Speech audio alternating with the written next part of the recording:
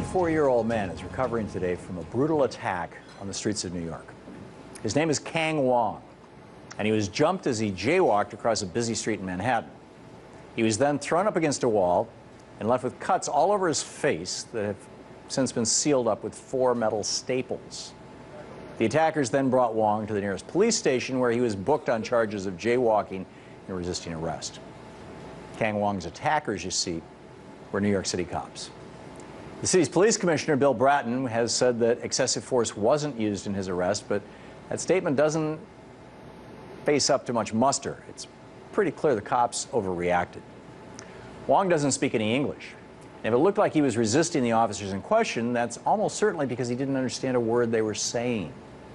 Understandably, his family now plans on pressing charges. Wong's brutal arrest is outrageous in its own right, but it also speaks to the broader problem of police brutality in this country. In some places, police culture is very professional. In others, it's just plain militaristic or Yahooistic. I know this from personal experience. Back in 1996, the Olympics were coming to Atlanta. Just like now with Sochi trying to ramp up their security, Atlanta needed more security for the Olympics than it was available from the local police.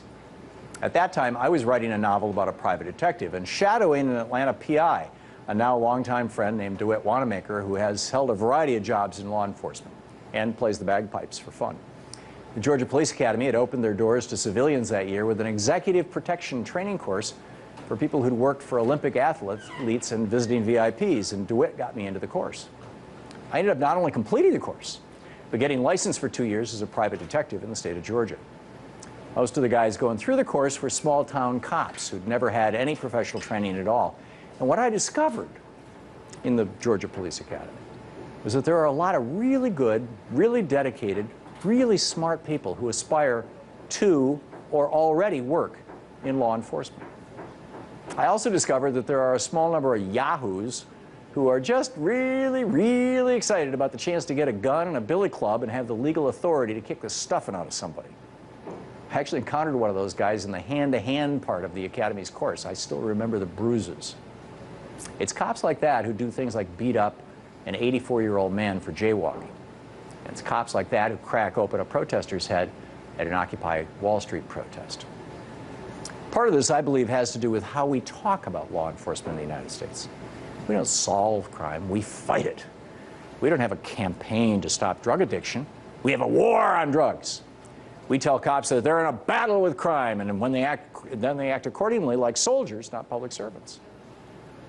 Shouldn't be any surprise, then, that the number of SWAT team deployments, SWAT teams being something that was actually pretty much unheard of when I was growing up, jumped from around 100 in the 1970s to over 50,000 in just the 1 year of 2005. While we've turned our public servants into warriors, we've started to give up, at the federal level at least, on the whole idea of community policing. The Federal Community-Oriented Policing Services Program, COPS program, which provides resources for local police forces around the country, was started in 1994 during the Clinton administration as part of an effort to put 100,000 police officers on America's streets. And I mean literally on the street, like walking the beat.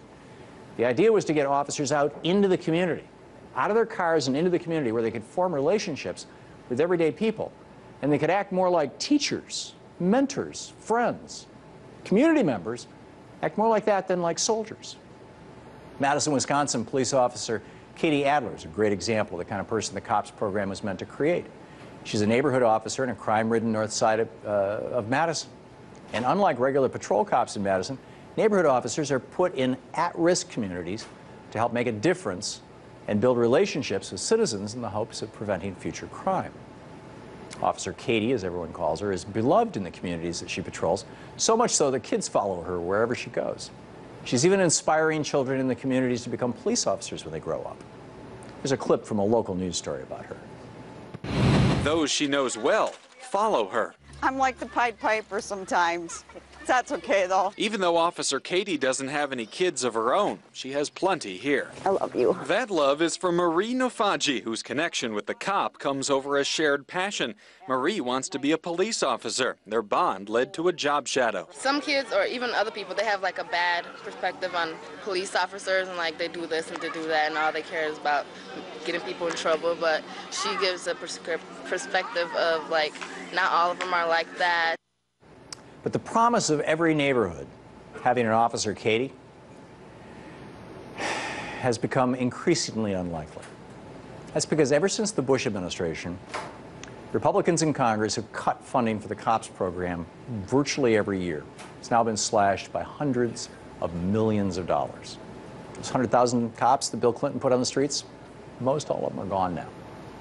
Things have actually gotten worse over the past couple of years. In 2010, $792 million was allotted in the form of federal grants under the COPS program for local police forces across the country. And that was a big cut from the Clinton years. By 2012, that number shrank to just $199 million. We need to reverse this trend and ramp up funding for community policing. Programs like COPS encourage law enforcement agencies to do more than just catch criminals. They encourage them to work with communities and in communities to create a culture of trust that breaks down the barrier between cops and civilians. They also encourage police officers like Katie Adler, to work towards solving the actual root causes of crime, as opposed to trying to just stop its symptoms. Not all police officers are bad guys. The vast majority, in my experience, actually want to do good by their community. But it's clear that by turning our law enforcement agencies into battalions, we've created an environment where violence is both more acceptable and more likely. If we really want to prevent people like Kang Wong from being brutalized at the hands of the people who are supposed to protect them, then we need to totally rethink what it means to be a police officer in America. Part of this means drawing down wasteful and ineffective initiatives like Nixon's war on drugs that do nothing but alienate already vulnerable communities from law enforcement. But we need to go bigger than that. We need to make a commitment to funding the COPS program so the police work is seen not just as a way to catch the bad guys, but as a way to serve communities all across the country. We also need to pay police as professionals and thus hold them to professional standards, just like we do in other professions. This won't stop all police brutality, but it'll go definitely a long way toward making sure that our streets become less of a battle zone and more of a place where we can all learn to live with each other in peace.